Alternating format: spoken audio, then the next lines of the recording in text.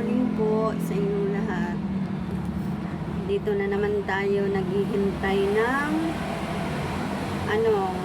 mag off duty na tayo mamaya mga 7 o'clock. Habang naghihintay tayo ng kapalitan, eto, upo-upo muna, tingin sa paligid. Hello, kayo po, kumusta po kayo? Magkakapi-kapi tayo mamaya pag nakauwi na. Dito, wala pa tayong kape. Mamaya pag nasa bahay na lang. Maraming salamat po. Kasi ang ganda na ng panahon, wala nang low pressure. Hindi na tayo mababasa kasi palagi tayong nababasa. Lalo na pag walang kapote. Mahirap pag sobrang ulan. Okay lang pag ganitong panahon.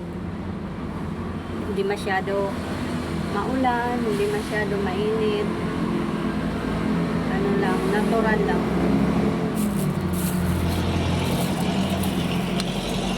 Ngayon naman tayo makakapag-live kasi mamaya pag antok, hindi na naman tayo makakapag-live kasi pag nasa bahay na syempre pang tayo, night shift tayo, kaya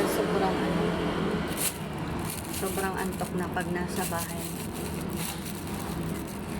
Pero pag minsan pag nasa bahay hindi ka naman dadalawin ng antok, pwede naman makapag-live, pero mas maganda yung yung sana walang pasok ba, para kahit papano medyo mahaba-haba. Good morning. Kumusta po kayo? Sana po wag niyong kalilimutan ang aking YouTube channel,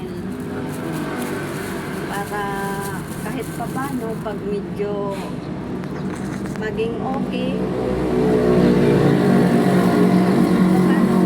makaano din tayo, makatulong din tayo sa kapwa namin. Kasi nung gusto ko kasi maging gusto ko rin din maging vlog or maging isang vlogger, para din makatulong sa kapwa natin na mga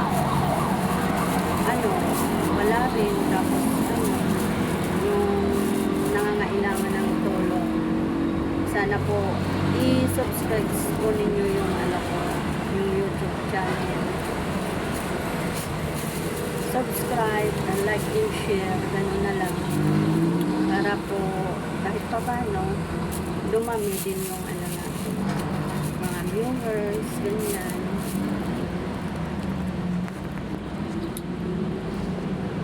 Sa hindi po nakakaalam,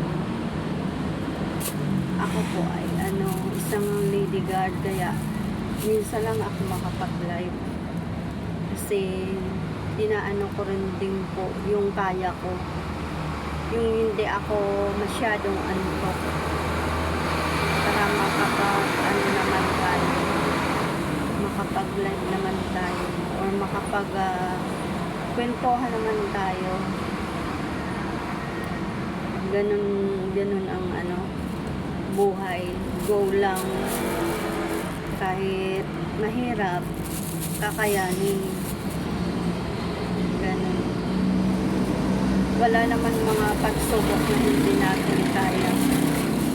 Kakayanin lagi. Maging positive lang tayo sa sarili natin. Huwag tayong panghinaan. Ganun lang po. Ganun lang dapat magtiyaga. Ganun ang buhay. Magtiyaga. Yun ang kasabihan, pag may tiyaga, may nilaga. Ganun.